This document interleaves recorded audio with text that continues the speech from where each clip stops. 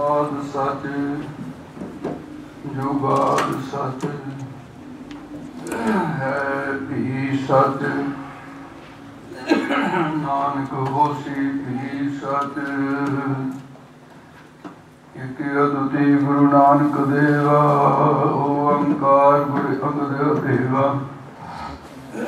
सतनाम गुरु प्यारे करता रामदास गुरवारे पुरख श्री अर्जन सुखदानी निरपौ हर गोबिंद गुण खानी निर्वैर गुरु है श्री हर राय अकाल मूर्त हर कृष्ण दयाल अजूनी तेग बहादुर राय सह भंगुर दशमेश सहाय गुर प्रसाद ग्रंथ गुर ज्ञाना वाहिगुरु बंदन भगवाना गुरु ग्रंथ कलयुग भयो श्री गुरु रूप महान दस पातशाहियां रूप एहो गुरु ग्रंथ जी जान जो बुझ वचन सुनन की चाहे ग्रंथ विचार सुनो चित लाए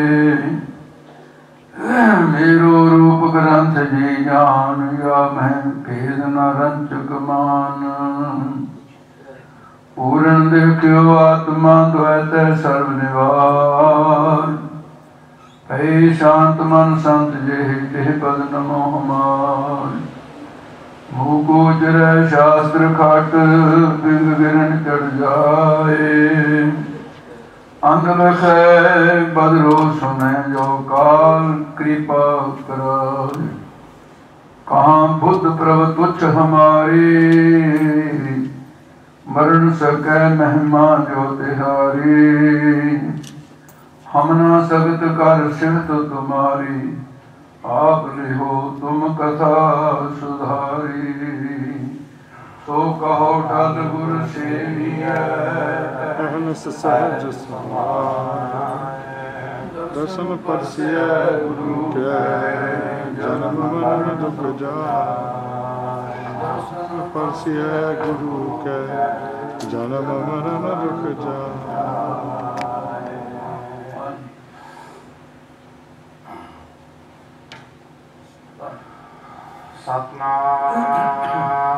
सतनाम श्री वाहिगुरु साहिब जी तनासरे महला चौथा हम अंधले अंध बिखै बिखराते क्यों चल है गुर चाली सतगुर दया करे सुख दाता हम लावै आपन पाली गुर सिख मीत चलो गुर चाली जो गुर कहे सोई भर मानो हर हर कथा निराली रहाओ हर के संत सुनो जन भाई गुर सेव हो बेग बेगाली सतगुर सेव खर्च हर बाध हो मत जान हो आज के काली हर के संत जप हो हर जपना हर संत चलै हर नाली जिन हर जपया से हर होए हर मिलिया केल के लाली हर हर जपन जप लोच लोचानी हर कृपा कर बनवाली जन नानक संगत साध हर मेल हो हम साध जना पागराली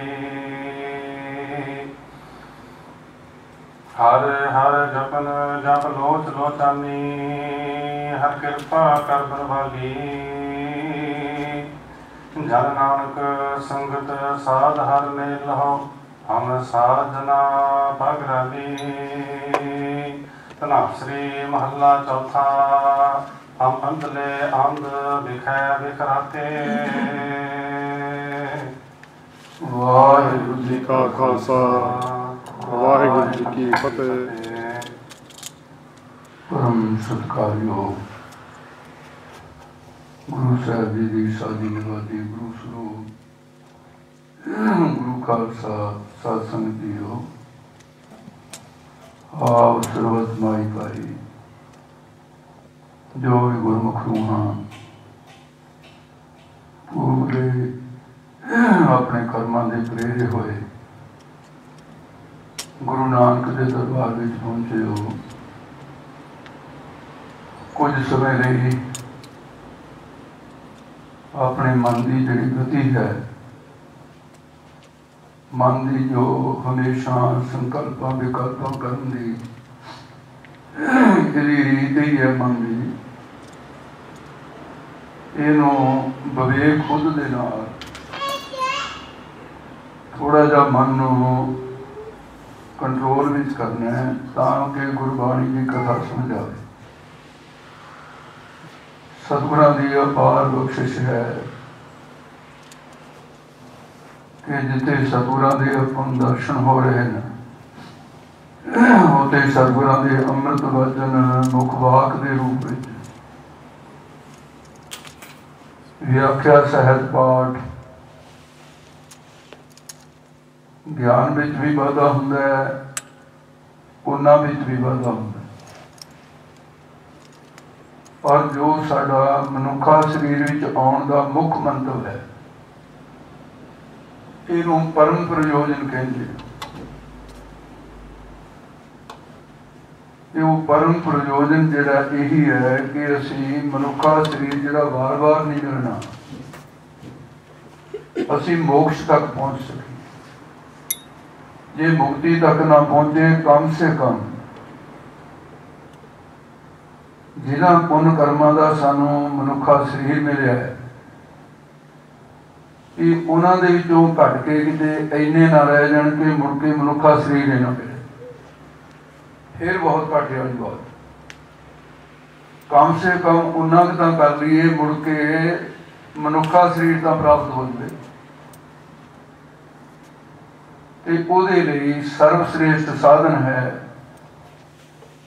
गुरु नानक दे घर दा गुरबाणी दा पाठ, गुरबाणी दा कीर्तन, गुरबाणी दी कथा।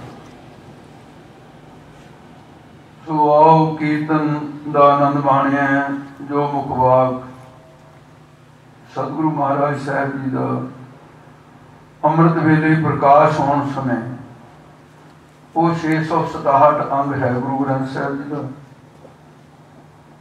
चौथे पातशाह का ये शब्द है तनासरी का। ये शब्द महाराज साहब जी ने जिहड़ियां दो तुकां शब्द दियां, इहनूं भावें तां ये कह लो भी जिग्यासू मुख द्वारा कथन किया है, भावें इहनूं ये समझ लो कि जिहड़ा अध्यापक हुंदा है, टीचर है जिहड़ा, वो जो कुछ भी विद्यार्थी नूं पढ़ाउणा चाहुंदा है वो खुद अपनी रचना तो उच्चारण करदा पहला, ते फिर विद्यार्थी वो कहण सीख जांदे। इउं महाराज साहब जी अध्यात्म विद्या के अध्यापक होर करके पहला अपनी रचना तो जिहड़ा कोई सिखां नूं सिखाना चाहुंदे ने वो अपनी रचना तो उच्चारण किया। और इहदे विच कथन की कीता है कि गुरमत दी जिहड़ी रौह रीत है उहनूं सिखाउण वास्ते ये महाराज साहब ने सिख के मूँह च बोल पाए है। की बोल पाए न कि अपने औगण जाहिर करने हैं, गुरु के अगे जाके अपने औगण दसने कि मैं महाराज मेरे विच आ औगण है। औखा है ये कम, जीव नूं सुभाव है अपने गुण दसन का।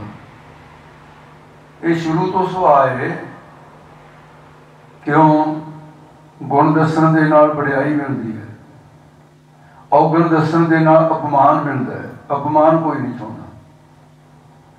ਮਾਨ ਚਾਹੁੰਦਾ है। औगण करने वाले भी औगण छुपा के गुण प्रगट करना चाहते हैं, भी वडियाई मिले। ये मनुखी मन का एक सुभाव है। इस तो उल्ट महाराज साहब जी फरमान करते हैं भी क्यों कह सिखा कि मेरे च महाराज ये औगण है, औगणों का मैं भरिया होया। हम अवगुण भरे एक गुण नहीं, मेरे से एक भी गुण नहीं है। मैं आ गया तुहाडे दर से, अपने गुनाहों का कर दिता इकबाल कि मेरे च गुनाह हैं, ते नाल फिर बेनती की है महाराज मेरे गुनाहों की निवृत्ति करके मैनू मारा गुरमति रौ रीति दसो ते निमरता बख्शिश करो। ये भाव है मुढ़लियां दो तुकां दे विच। फिर महाराज साहब जी सिख नूं गुरु स्वरूप के अंदर जो उपदेश देते हैं फिर वो है, फिर अगे सिक्ख्या आरंभ हो जाती है। फिर जो सिक्ख्या ते ब्रह्म ज्ञान प्राप्त होता है, फिर सिख प्राप्ति तो बाद धनवाद के पक्ष में जाता है। ये समुचा भाव है इस मुखवाक के अंदर। सो आओ जिस प्रकार महाराज साहब जी सिख के मूँह च बोल पाया कि सिखा भी तू इस प्रकार गुरु के कोल जाके बेनती कर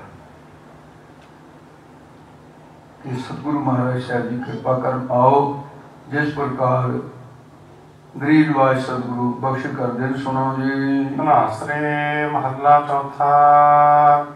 ये जी तनासरी है माल कौशक राग की रागनी है जी। ये राग माला के अनुसार ना माल राग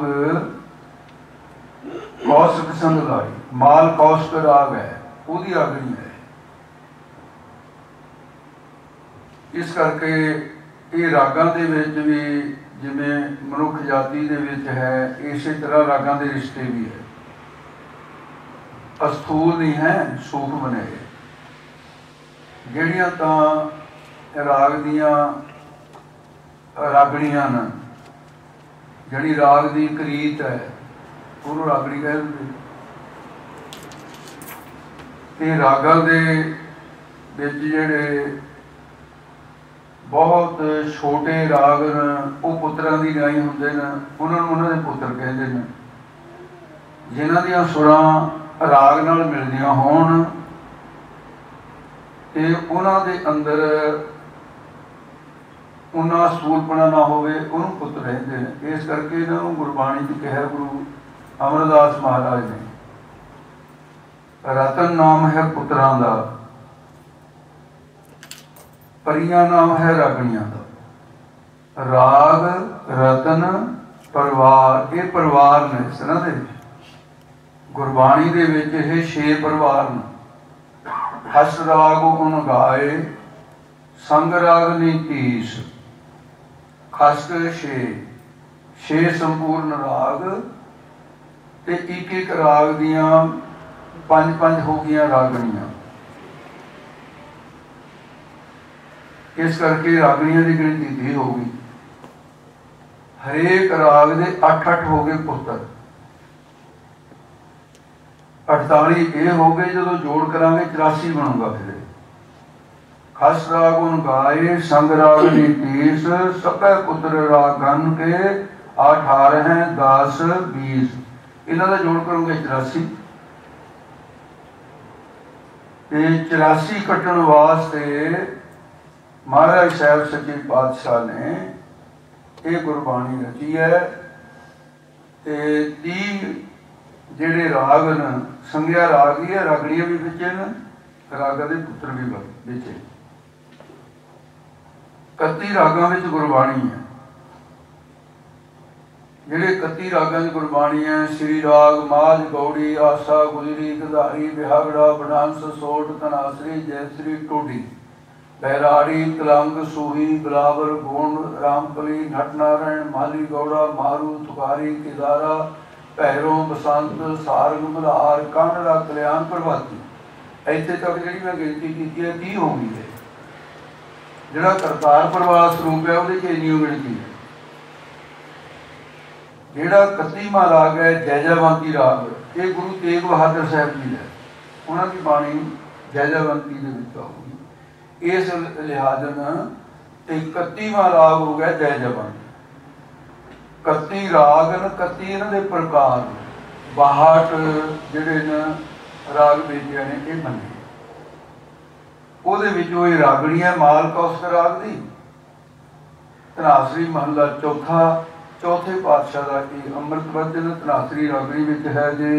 हम अंधले अंध विखै विखराते। हे सिखा तो इस तरह बेनती कर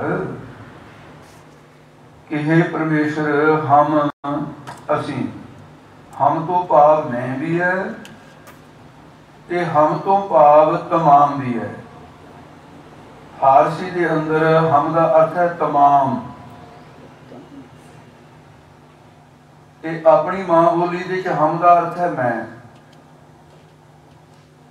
जिज्ञासु बेनती करता है कि जिन्ने भी तमाम जीव है महाराज, ये की है अंधले, अज्ञान करके अंधले हैं या अंधताइयां वाले काम कर्म करके अंधले हैं। वैराग ते विवेक दे दो नेत्र ना होने करके जिहदे एक अख होवे कहते काना है, इसका मतलब हुंदा भी एक अख हैगी उहदी, जिवें महाराजा रणजीत सिंह साहब दी सी। जिहदे दोने ना होण उहनूं कहते अन्ना।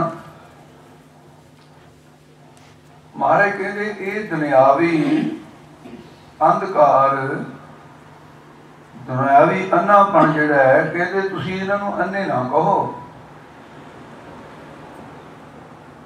कहते अन्ने जिहड़े नूं उहनां नूं अन्ने कहो। अगे महाराज ये किवें है? कहते जिहड़ा ऐस जन्म च अन्ना है, आउंदे जन्म च सजाखा भी हो सकता है। वो तो थोड़े समय वास्ते अन्ना है। जिहड़ा थोड़े समय वास्ते जिहदियां अखां दी रोशनी चली जावे मुड़ के आ जावे, वो कहदा अन्ना है।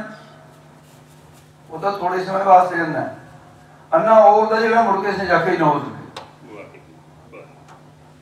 अंधे हे ना आखिया जिन मुख लोयन ना, महाराज कहते हैं उन्होंने अन्ने ना कहो जिन्हों के नेत्र नहीं काम करते। अंधे श्री नानका जे खसम कुत्ते जाए। मन का अंधा अंध कमावे, अन्ना तो वो है जिहदे कोल वैराग विवेक दे दो नेत्र नहीं, वो है अन्ना। जन्मा जन्मांतरां च अन्ना तुरया फिरदा है। इस करके हम अंधले अंध, असी महाराज वैराग विवेक दे नेत्र ना होने करके अन्ने आ। ते इस करके वे अविद्या दी अंधकार रात है, ते एक होवे अन्ना एक अंधेरी रात होवे, फिर तो वाहिगुरू रख है भाई। हम अंधले अंध विखै विखरा। अन्ने की परख की है,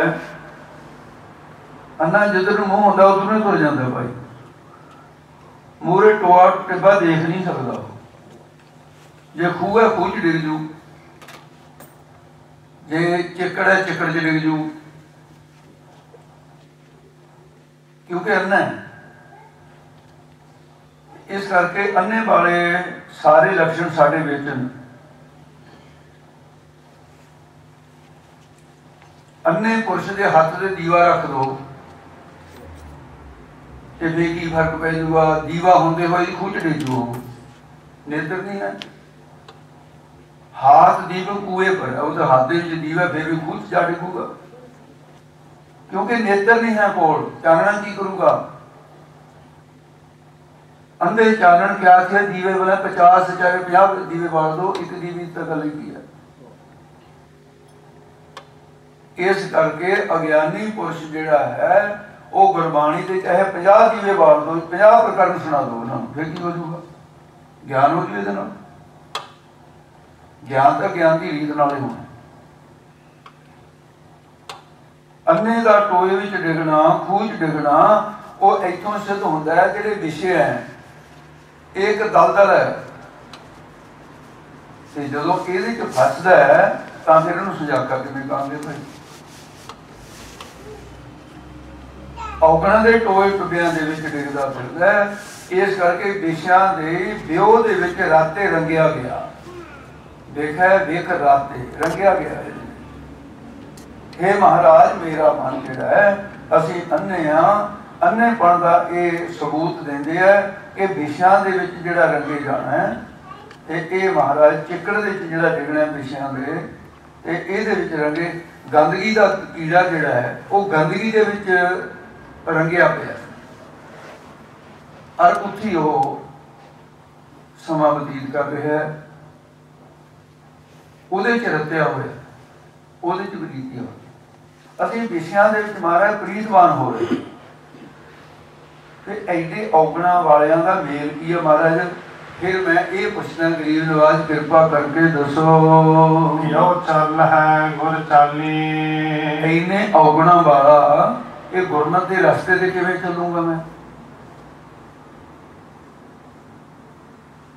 ਜਿਹਦੇ ਕੋਲ ਨੇਤਰ ਨਹੀਂ ਹੈ, ਮਾਰਗ ਤੇ ਚੱਲਣਾ ਬਹੁਤ ਔਖਾ ਹੈ ਉਹਦੇ ਵਾਸਤੇ। ਨੇਤਰ ਨਹੀਂ ਹੈ ਮਹਾਰਾਜ ਮੇਰੇ ਕੋਲ। ਇਹ ਪ੍ਰਸ਼ਨ ਰੂਪ ਹੈ, ਕਿਉਂ ਚੱਲ ਹੈ ਗੁਰ ਚਾਲੀ? ਮੈਂ ਗੁਰਮਤਿ ਦੀ ਚਾਲੀ, ਗੁਰਮਤਿ ਦੇ ਰਸਤੇ ਤੇ ਗੁਰਮੁਖ ਗਾਡੀ ਰਾਹ ਚਲਾਇਆ, ਮਾਰਿਆ ਸੇਕਾ ਜਗਤ ਨਾਨਕ ਨਿਰਮਲ ਪੰਥ ਚਲਾ। ਇਹ ਜਿਹੜਾ ਪੰਥ ਤੇ ਚੱਲਾਂ ਕਿਵੇਂ ਮੈਂ? ਕਿਉਂ ਚੱਲ ਹੈ ਗੁਰ ਚਾਲੀ? हे ਗੁਰੂ ਜੀ, ਤੇਰੀ ਚਾਲੀ ਤੇ ਕਿਵੇਂ ਚੱਲੇ? ਇਹ ਕਿਰਪਾ ਕਰੋ ਮਹਾਰਾਜ। ਤੇ ਇਹ ਵਚਨ ਅਰਦਾਸ ਰੂਪ ਤੇ ਬੇਨਤੀ ਰੂਪ ਹੈ। ਤੇ ਫਿਰ ਅੱਗੇ ਬੇਨਤੀ ਕਰਦੇ ਹਨ ਜੀ, ਸਤਿਗੁਰ ਦਇਆ ਕਰੇ ਸੁਖ ਦਾਤਾ। ਇਹ ਸੁਖਾਂ ਦੇ ਦਾਤੇ, ਸੁਖਾਂ ਦੀ ਦਾਤ ਦੇਣ ਵਾਲੇ, ਤੇਰੇ ਕੋਲ ਅਨੰਤ ਦਾਤਾਂ, ਉਹਨਾਂ ਚੋਂ ਸੁਖਾਂ ਦੀ ਦਾਤ, ਆਤਮ ਸੁਖ ਦੀ ਦਾਤ ਤੂੰ ਦੇਣ ਵਾਲਾ ਹੈ। ਇਹ ਸਤਿਗੁਰ ਸੁਖਾਂ ਦਾ ਦਾਤਾ ਹੈ। ਜੇ ਸਤਿਗੁਰ ਦਇਆ ਤਰਸ ਕਰ ਲਵੇ ਸਾਡੇ ਤੇ, ਫਿਰ ਉਹ ਵਿਸ਼ਿਆਂ ਤੋਂ ਕੱਢ ਸਕਦਾ। ਵਿਸ਼ਿਆਂ ਤੋਂ ਕੱਢ ਕਰਕੇ ਹਮ ਲਾਵੈ ਆਪਨ ਪਾਲੀ। ਹਮ ਸਾਨੂੰ ਤਮਾਮ ਜੀਵਾਂ ਨੂੰ ਲਾਵੈ ਆਪਨ ਪਾਲੀ। ਆਪਨ ਕਹਿ ਕੇ ਨਾ ਨੰਨਾ ਪੱਪੇ ਨਾਲ ਜੋੜ ਕੇ ਫਿਰ ਪਾਲੀ ਸ਼ਬਦ ਕਹਿਣਾ, ਨਹੀਂ ਤਾਂ ਨੇਪਾਲੀ ਬਣ ਜੂਗਾ। ਜਿਹੜੇ ਨੇਪਾਲ ਦੇਸ਼ ਦਾ ਛੋਟਾ ਜਿਹਾ ਇੰਡੀਆ ਦੇ ਨਾਲ ਹੀ ਲੱਗਦਾ ਹੈ। ਮੈਂ ਕਈ ਪਾਰਟੀ ਸੁਣਿਆ ਕਹਿੰਦੇ ਹਮ ਲਾਵੈ ਆਪ ਨੇਪਾਲੀ, ਨੇਪਾਲੀ ਕਰ ਜਾਂਦੇ ਆ ਪਾਠ, ਗਲਤ ਹੈ ਇਹ। ਹਮ ਲਾਵੈ ਆਪਨ ਪਾਲੀ, ਪਾਲੀ ਨਾਮ ਪੱਲੇ ਦਾ, ਆਪਨ ਆਪ ਹੀ ਸਾਨੂੰ ਆਪਣੇ ਉਪਦੇਸ਼ ਰੂਪ ਪੱਲੇ ਦੇ ਨਾਲ ਲਾ ਲਵੇ। ਹਮ ਲਾਵੈ ਆਪਨ ਪਾਲੀ। ਇਹ ਹੈ ਬੇਨਤੀ। ਬਹੁਤ ਵਾਰ ਆਪ ਜੀ ਨੇ ਜ਼ਿੰਦਗੀ ਦੇ ਵਿੱਚ ਪ੍ਰਚਾਰਕਾਂ ਕੋਲੋਂ, ਕਥੇਵਾਚਕਾਂ ਦੇ ਕੋਲੋਂ ਨਾ ਤੁਸੀਂ ਇਹ ਪ੍ਰਸੰਗ ਸੁਣਿਆ, ਕਿਉਂਕਿ ਆਮ ਹੀ ਸੁਣਾਇਆ ਜਾਂਦਾ ਹੈ। ਭਾਈ ਜੋਗਾ ਸਿੰਘ, ਉਹਦਾ ਪਿਤਾ ਲੈ ਕੇ ਆਉਂਦਾ ਹੈ ਅਨੰਦਪੁਰ ਸਾਹਿਬ, ਛੋਟਾ ਜਿਹਾ ਸੀ ਬੱਚਾ।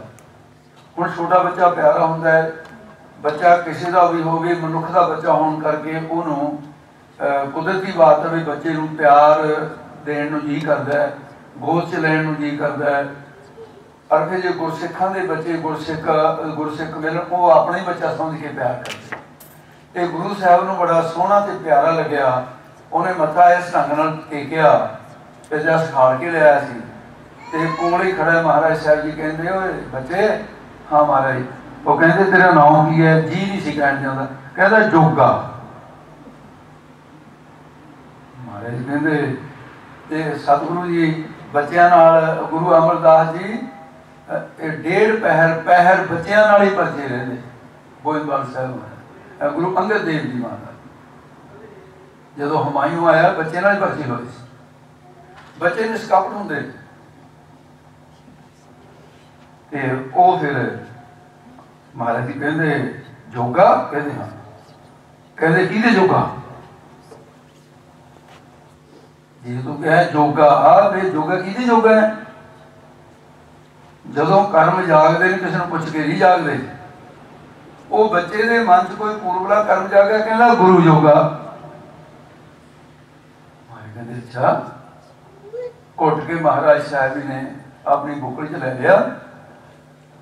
ਕਹਿੰਦੇ ਜੇ ਤੂੰ ਗੁਰੂ ਜੋਗਾ ਜਾਂ ਗੁਰੂ ਵੀ ਤੇਰੇ ਜੋਗਾ। ਥੋੜੀ ਜਿਹੀ ਗੱਲ ਪਿੱਛੇ ਐਡਾ ਵਰਦਾਨ ਉਹਨੂੰ ਬੱਚੇ ਨੂੰ ਮਿਲ ਗਿਆ, ਜੇ ਤੂੰ ਮੇਰੇ ਜੋਗਾ ਮੈਂ ਵੀ ਤੇਰੇ ਜੋਗਾ, ਗੁਰੂ ਵੀ ਤੇਰੇ ਜੋਗਾ ਹੋ ਗਿਆ।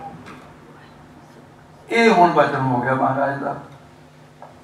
ਸਮਾਂ ਬੀਤ ਗਿਆ, ਸੇਵਾ ਕਰਦਾ ਰਿਹਾ, ਗੁਰਮਤਿ ਰਹੁ ਰੀਤੀ ਦਾ ਗਿਆਨ ਹੋ ਗਿਆ, ਅੰਮ੍ਰਿਤਧਾਰੀ ਸਿੰਘ ਸਜ ਗਿਆ, ਰਹਿਤ ਵਹਿਤ ਰੱਖੀ, ਬਾਣੀ ਪੜ੍ਹਦਾ ਤੇ ਬਾਣੀ ਦੀ ਸੰਥਾ ਲਈ ਵਿਦਵਾਨ ਭਾਈ ਦਇਆ ਸਿੰਘ ਵਰਗੇ ਮਿਲਦੇ ਰਹੇ। ਬੜਾ ਸਮਾਂ ਲੰਮਾ ਇਹ ਜਵਾਨ ਹੋ ਗਿਆ। ਜਵਾਨ ਹੋ ਗਿਆ, ਇਹਦਾ ਪਿਤਾ ਆ ਕੇ ਕਹਿਣ ਲੱਗਾ ਗਰੀਬ ਨਵਾਜ਼ ਵੀ ਇਕੱਲਾ ਇਕੱਲਾ ਬੱਚਾ ਹੈ, ਜੇ ਅੱਗੇ ਕੁਲ ਤੋਰਨ ਵਾਸਤੇ ਮਹਾਰਾਜ ਆਗਿਆ ਦਿਓ ਮੈਂ ਇਹਦਾ ਜੋਗਾ ਸਿੰਘ ਦਾ ਵਿਆਹ ਕਰਦਾ। ਮਹਾਰਾਜ ਕਹਿੰਦੇ ਠੀਕ ਹੈ, ਬਾਤਰੀ ਹੈ। ਗੁਰੂ ਨਾਨਕ ਦੇ ਘਰ ਦੇ ਗ੍ਰਸਥ ਪ੍ਰਵਾਨ ਹੈ, ਜੇ ਕਿਸੇ ਕੋਲ ਨਹੀਂ ਵੇਚਦਾ ਉਹ ਬੇਹੰਗਮ ਰਹਿ ਜਾਵੇ, ਪਰ ਪਾਬੰਦੀ ਨਹੀਂ। ਪ੍ਰਵਾਨ ਗ੍ਰਸਥ ਉਦਾਸਾ ਦੋਨੇ ਪ੍ਰਵਾਨ, ਉਦਾਸੀਨ ਵੀ ਬੇਹੰਗਮ ਵੀ ਤੇ ਇਹ ਦੋਨੇ ਪ੍ਰਵਾਨ। ਜੇਕਰ ਗ੍ਰਸਤੀ ਬੇਹੰਗਮਾਂ ਦੀ ਨਿੰਦਾ ਨਾ ਕਰੇ, ਬੇਹੰਗਮ ਗ੍ਰਸਤੀਆਂ ਦੀ ਨਿੰਦਾ, ਦੋਨੇ ਪ੍ਰਵਾਨ ਹੈ। ਸਿੱਧੀ ਜਿੱਥੇ ਮਰਜ਼ੀ ਨਿਭਾ ਦੇ। ਮਾਰੇ ਕਹਿੰਦੇ ਜੋਗਾ ਸਿੰਘ ਹਾਂ, ਕਹਿੰਦੇ ਜਾ ਭਾਈ ਆਪਣੇ ਮਾਤਾ ਪਿਤਾ ਦੀ ਇੱਛਾ ਪੂਰੀ ਕਰ, ਪਰ ਜਿਹੜੀ ਰਹਿਤ ਵਹਿਤ ਸਿੱਖੀ ਹੈ ਇਹਦੇ 'ਚ ਫਰਕ ਨਾ ਹੋਵੇ। ਮਹਾਰਾਜ ਚਲੇ ਗਏ। ਮਹਾਰਾਜ ਨੇ ਕਿਹਾ ਵੀ ਹੁਣ ਪਰਖਣਾ ਤਾਂ ਕਰ ਲਈਏ। ਕਹਿੰਦਾ ਸੀ ਗੁਰੂ ਜੋਗਾ ਹੈ। ਤੇ ਸਮਾਂ ਮਹਾਰਾਜ ਸਾਹਿਬ ਜੀ ਨੇ ਜਦੋਂ ਪਤਾ ਲੱਗਿਆ ਜੀ ਤਰੀਕ ਤਾਂ ਦੱਸ ਕੇ ਗਈ, ਮੈਂ ਫਲਾਣੇ ਟਾਈਮ ਆਪ ਕੇ ਮਹਾਰਾਜ ਕਹਿੰਦੇ ਮੇਰੇ ਤੋਂ ਤਾਂ ਨਹੀਂ ਆ ਹੋਣਾ, ਵੀ ਮੈਨੂੰ ਉੱਥੇ ਹੀ ਸਮਝੋ ਕੋਈ ਨਹੀਂ। ਤੇ ਮਹਾਰਾਜ ਸਾਹਿਬ ਨੇ ਸਿੱਖ ਭੇਜਤਾ ਆਪਣੇ ਕੋਲ। ਕਹਿੰਦੇ ਆਹ ਫੜ ਚਿੱਠੀ ਲੁਕੋ ਕੇ ਰੱਖੀ, ਦੱਸੀ ਹੈ ਨਾ। ਕਹਿੰਦੇ ਫੜਾਉਣੀ ਜ਼ਿਆਦਾ ਜਦੋਂ 2 ਲਾਵਾਂ ਹੋ ਗਈਆਂ, ਪਹਿਲਾਂ ਨਹੀਂ ਫੜਾਉਣੀ। 7 ਵਜੇ ਜਦੋਂ ਜੋਗਾ ਸਿੰਘ ਆਪਣੀ ਸਿੰਘੜੀ ਦੇ ਨਾਲ ਲਾਵਾਂ ਲੈਣ ਲੱਗਿਆ, ਪਹਿਲੀ ਲਾਮ ਹੋ ਗਈ। ਜਦੋਂ ਦੂਜੀ ਲਾਮ ਹੋਈ, ਉਹ ਸਿੱਖ ਨੇ ਜਾ ਕੇ ਫੜਾਤੀ। ਉਹਦੇ ਤੇ ਲਿਖਿਆ ਜੋਗਾ ਸਿੰਘ ਜੇ ਖੜਾ ਤਾਂ ਖੜੇ ਹੀ ਚੱਲ ਪਿਆ, ਬੈਠਾ ਤਾਂ ਉੱਠ ਖੜ, ਇੱਕ ਛਿਨ ਦੀ ਢਿੱਲ ਨਾ ਕਰੀ, ਗੁਰੂ ਵੱਲ ਨੂੰ ਚੱਲ ਪਏ। ਉਸੇ ਵੇਲੇ ਸਿੱਧਾ ਹੀ ਤੁਰ ਪਿਆ। ਬੜਾ ਰੌਲਾ ਪਾਇਆ, ਉਹ ਕੀ ਕਰਦਾ ਹੈ, ਕੀ ਕਰਦਾ, ਉਹ ਕੀ ਹੋ ਗਿਆ। ਕਹਿੰਦਾ ਵੀ ਮੈਨੂੰ ਗੁਰੂ ਦਾ ਹੁਕਮ, ਤੁਰਿਆ ਜਾਂਦਾ ਹੀ ਗੱਲ ਕਰ ਰਿਹਾ। ਕਹਿੰਦਾ ਮੈਂ ਛੱਡ ਨਹੀਂ ਸਕਦਾ, ਗੁਰੂ ਦਾ ਹੁਕਮ ਆ ਗਿਆ। ਉਹ ਕਹਿੰਦੇ ਲਾਵਾਂ ਤਾਂ ਪੂਰੀਆਂ ਕਰਦਾ, ਕਹਿੰਦਾ ਗੁਰੂ ਦਾ ਹੁਕਮ ਹੈ, ਮੈਂ ਗੁਰੂ ਦੀ ਆਗਿਆ ਪੂਰੀ ਨਹੀਂ ਫਿਰ ਮੰਨ ਸਕੂ, ਜੇ ਤੁਸੀਂ ਐ ਨਾ ਕਰੋਗੇ ਤਾਂ ਮੈਨੂੰ ਬੇਵਕੂਫ ਨਾ ਕਰੋ। ਕਹਿੰਦੇ ਠੀਕ ਹੈ। ਉਹ ਕਹਿੰਦੇ ਭਾਈ ਲੜਕੀ ਬਾਰੇ ਕਹਿੰਦਾ ਹੁਣ ਸਾਡਾ ਕੀ ਬਣੂ, ਵਿਚਾਲੇ ਰਹਿ ਗਿਆ ਪਿਆ। ਕਹਿੰਦਾ ਤੁਸੀਂ ਐਂ ਕਰੋ, ਆ ਮੇਰਾ ਲਾੜਾ ਜਿਹੜਾ ਨਾ ਇਹਦੇ ਨਾਲ ਇਹ ਫੇਰੇ ਦਵਾ ਦਿਓ, ਤੁਸੀਂ ਪੂਰੀ ਕਰ ਲਓ ਰਸਮ, ਮੇਰੀ ਪਤਨੀ ਹੋਈ ਹੈ ਗੁਰੂ ਜਾਮਨ ਹੈ। 2 ਲਾਵਾਂ ਉਹਦੇ ਪੱਲੇ ਦੇ ਨਾਲ ਇਸ ਰਸਤੇ ਨਾਲ ਦਵਾਤੀ। ਚੱਲ ਪਿਆ। ਆਉਂਦਾ ਆਉਂਦਾ ਜਦੋਂ ਆਇਆ ਹੁਸ਼ਿਆਰਪੁਰ ਦੇ ਨੇੜੇ, ਅਨੰਦਪੁਰ ਸਾਹਿਬ ਰਹਿ ਗਿਆ ਨੇੜੇ। ਕਹਿੰਦਾ ਵੀ ਗੁਰੂ ਸਾਹਿਬ ਕਹਿਣਗੇ ਜੋਗਿਆ ਤੇਰੇ ਵਰਗਾ ਤਾਂ ਸਿੱਖ ਨਹੀਂ ਕੋਈ ਜੰਮਿਆ ਬਈ, ਲਾਵਾਂ ਵਿਚਾਲੇ ਛੱਡ ਕੇ ਆ ਗਿਆ, ਹੰਕਾਰ ਹੋ ਗਿਆ।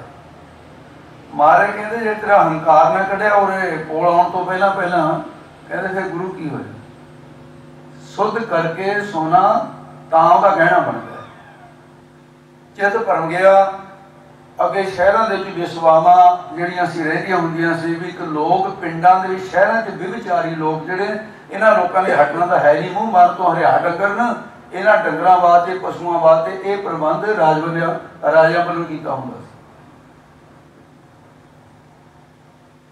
ਇਹ ਜਦੋਂ ਲੱਗਿਆ ਉਸ ਕੁਦਰਤੀ ਰਸਤਾ ਉੱਥੇ ਨੂੰ ਜੀ ਆ ਗਿਆ, ਇਹਦਾ ਮਨ ਖਿੱਚਿਆ ਗਿਆ ਵਿਸ਼ਵਾ ਨੂੰ ਦੇਖ ਕੇ, ਉਹਨੇ ਮਨ ਦਾ ਸੰਕਲਪ ਹੋ ਗਿਆ।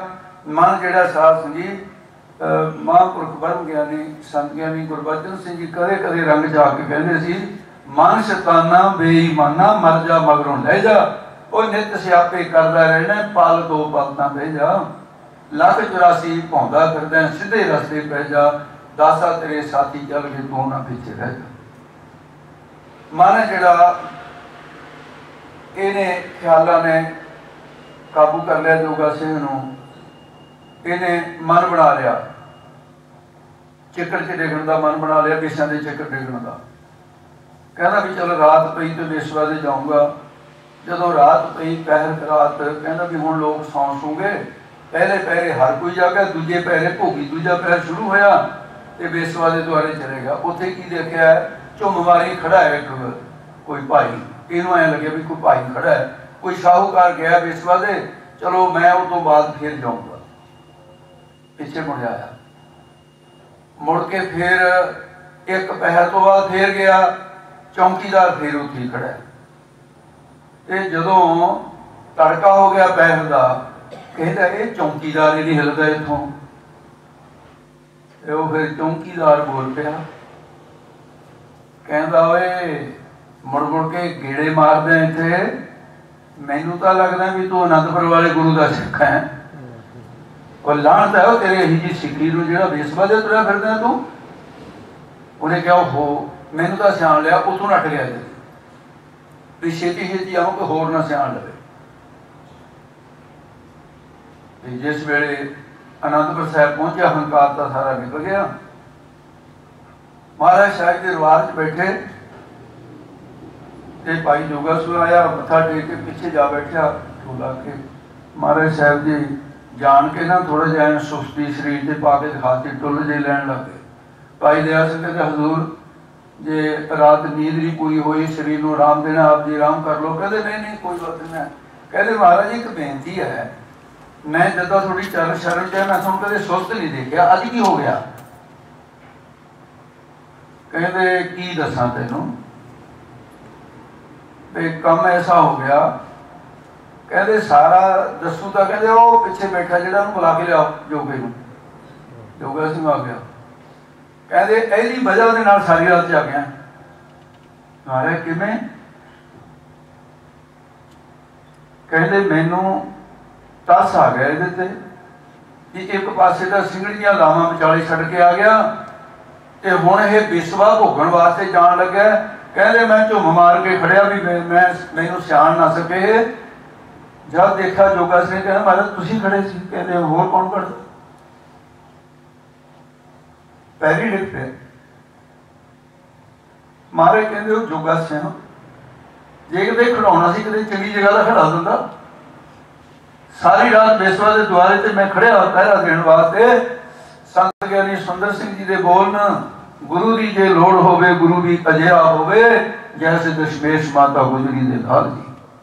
बार परिवार चारे बच्चा पहाई देवे, देश कौम उतो प्रमाण बाल बाल जी।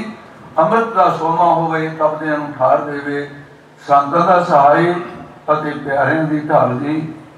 सारी रात पहरा देवे आप चौकीदार होके, पाप अग विचों लवे सिख नूं निकाल जी। गुरु दी जे लोड़ होवे गुरु दी अजिहा होवे, जैसे दशमेश माता गुजरी दे लाल जी। ते महाराज तुसीं आप ही कृपा करके जिवें जोगा सूं कढिया गरीब नवाज दे चरनां 'च पै गया। कहण लगे महाराज कृपा कर दिओ। कहंदे जोगा सियां लाज आई, कहंदे तेरे नाल वचन सी भी जे तू मेरे जोगा मैं भी तेरे जोगा, मैं तेरे जोगा होके विखाता, तेनों पापां 'च नहीं डिगण दा। ऐ गुरु बचा लैंदा। महाराज कहंदे गुरसिख मीत पढ़दे गुरसिख मीत चलहो गुर चाली। हे गुरु दे सिखो मित्रो भाई गुरु दी चाली रहो, रीति मर्यादा इहदे विच चलो। जो गुर कहा सोई भल मानहो। जो गुरु साहब ने रहत पै दसी है इहनूं भली करके मनो। पंजे ककारां दी रहत है और 4 बजरक रहतों तो बचन की बात है। 5 बाणियां दे नितनेम की बात है। रहराज साहब दे शाम के नितनेम की, कीर्तन सोहले की, कथा कीर्तन की, सच बोलने की, ये रीतां सारी। ये जो गुरु ने कहा इहनूं भला करके मन लवो। हर हर कथा निराली। महाराज कहते गुरु रामदास जी गुरसिखा अवस्था जितनी मर्जी हो जाए पर कथा करनी और सुननी एक कर्म नहीं बंद करना। बाबा बुढ़ा साहब सारी जिंदगी 125 वर्ष की उम्र तक बाबा बुढ़ा साहब एक साथ ही कर्म निभाते रहे। जैसे की मर्यादा रही हुण तक मर्यादा है।